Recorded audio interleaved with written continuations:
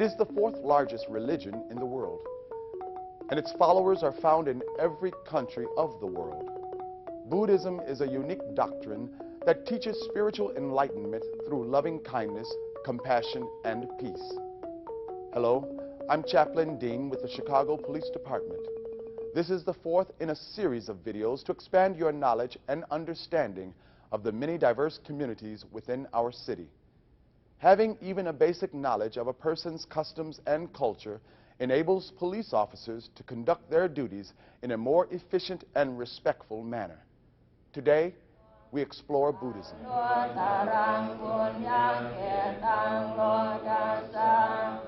This is the image many people have of Buddhists. These are Buddhist monks from Thailand. They represent just a small number of the estimated 150,000 Buddhists living in Chicago. There are American, European Buddhists. There are Buddhists who are Catholic. There are Jews who are Buddhist. We do have police who are members. We are in all walks of life. I'm a journalist and a publicist. We are in politics. There are more than 60 Buddhist temples in the Chicago area representing different sects of Buddhism, such as Pure Land, Nichiren, or Zen. Siddhartha Gautama was a real person and is the founder of Buddhism. He lived in India in the 5th century BC. He is revered as guide, not a god. He's human, just the same as anyone else. So not a god, a teacher, a fountainhead, someone we look to. But it's the teaching more important than the person. The word Buddha means awakened one. Siddhartha Gautama was deemed a Buddha when he found the path to supreme enlightenment.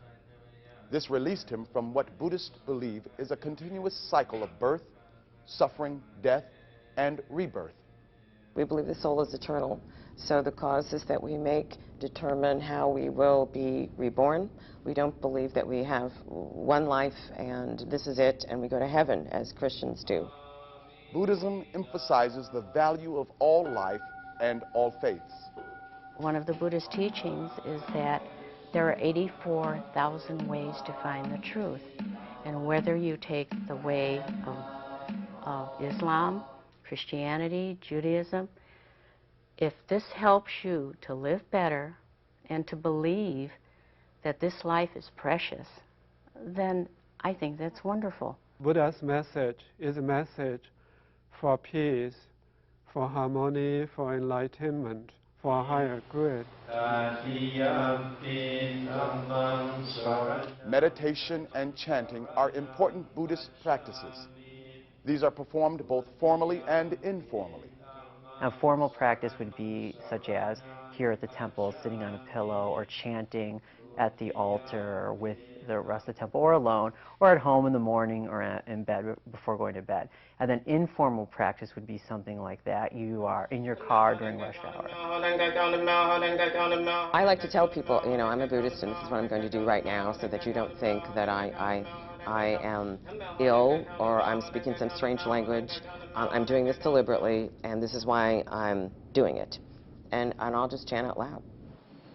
Buddhist temples hold public services throughout the week.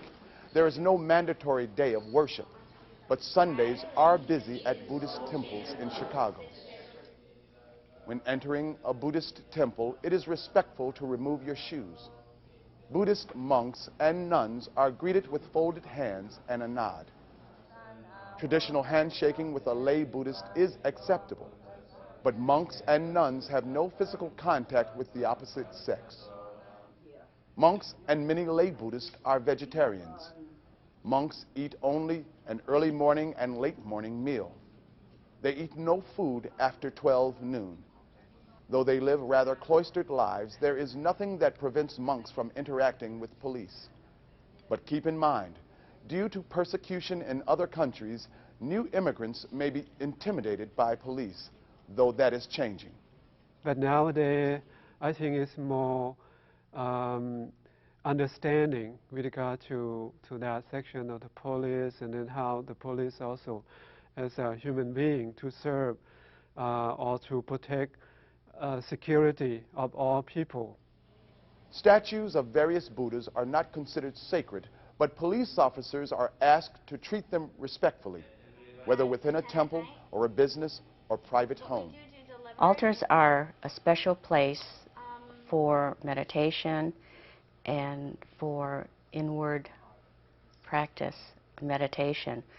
So just showing respect when you enter the room and not start tearing things apart. It's very common even in an American Buddhist home to have a space set aside for these objects, probably some incense, perhaps a bell that's used in meditation.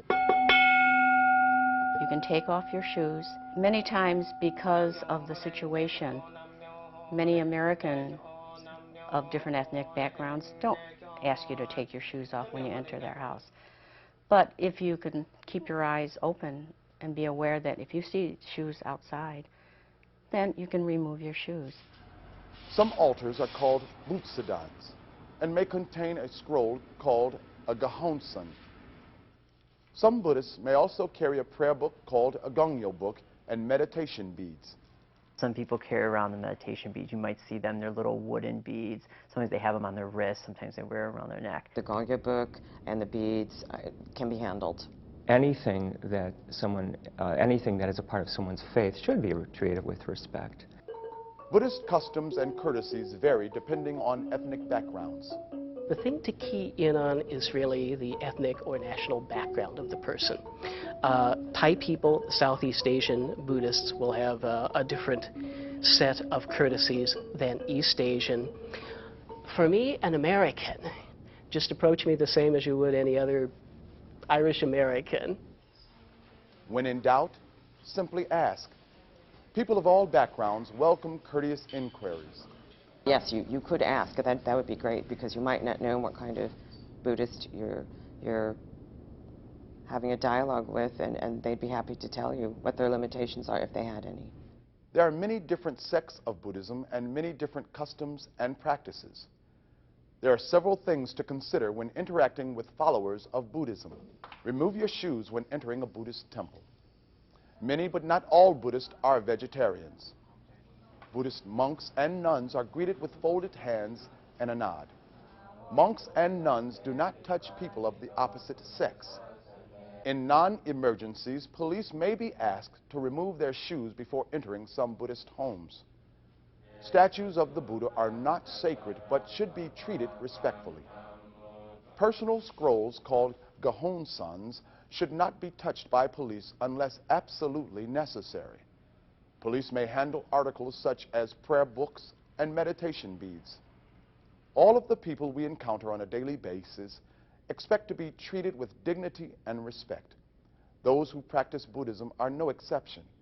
It is our hope that this video will serve to enlighten and foster a new awareness and understanding. Thanks for watching, and as always, stay safe.